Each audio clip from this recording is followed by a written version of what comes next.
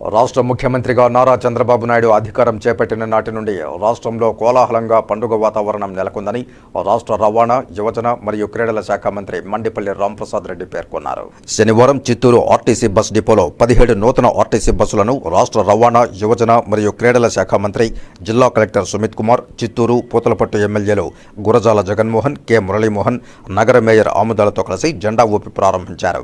ఈ కార్యక్రమంలో collector Sumit Kumar, joint collector Srinivasulu, Srinivasulu, deputy mayor Rajesh Kumar Reddy, RTC RM Jitendranath Reddy తదితరులు పాల్గొన్నారు. ఈ సందర్భంగా మంత్రి మాట్లాడుతూ గత 5 సంవత్సరాల్లో రాష్ట్ర రోడ్డు రవాణా సంస్థ నిర్వీర్యమైందని, నారా చంద్రబాబు నాయుడు ముఖ్యమంత్రి అయిన తరువాత సుమారు 1400 బస్సులు ఏపీఎస్ఆర్టీసీ పరిధిలోకి వచ్చాయని, సుమారు 400 బస్సులు రోడ్ల మీదకి వచ్చాయని తెలిపారు. ముఖ్యంగా రాష్ట్ర రోడ్డు రవాణా సంస్థ ప్రజలకు ఉపయోగకరంగా ఉంటుందని, మన జీవనంలో ఆర్టీసీ బస్సు ఒక భాగమని, కుగ్రామాలకు కూడా ఆర్టీసీ బస్సులు వెళ్లడం జరుగుతోందన్నారు. ఎన్నికల్లో ఇచ్చిన హామీల్లో ముఖ్యంగా మహిళలకు బస్సుల్లో ఉచిత ప్రయాణం ఇచ్చేందుకు రాష్ట్ర ప్రభుత్వం సిద్ధంగా ఉందని, అతి త్వరలోనే మహిళామూర్తులకు ఒక శుభవార్త చెబుతామని తెలిపారు.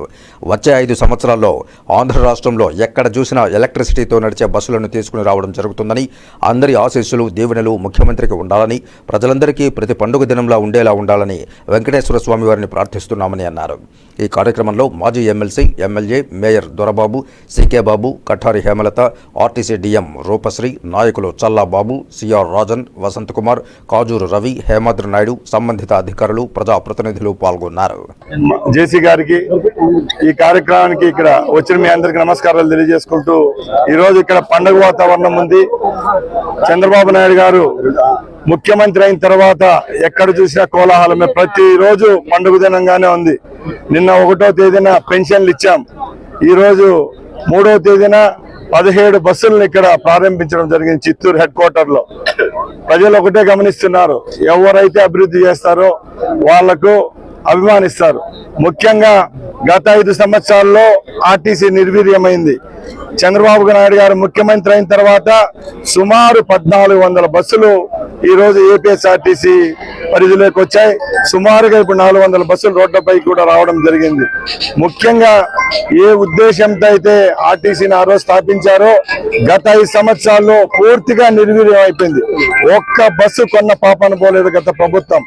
ఇప్పుడు మేము ఒకటే చెప్తున్నాం, మా హామీలు ఏవైతే ఇచ్చామో అవన్నీ సక్రమంగా ప్రజలకు అందే విధంగా ఈ రాష్ట్ర ప్రభుత్వం అయితేనే, మా ముఖ్యమంత్రి గారు అయితేనే చర్యలు తీసుకుంటున్నారు.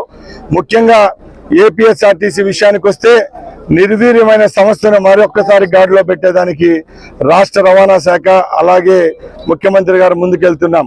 ముఖ్యంగా ఆర్టీసీ బస్సులు అనేటివి ప్రజలకు ఎంత మటుకు సహాయపడుతున్నాయి మీ అందరికీ తెలుసు.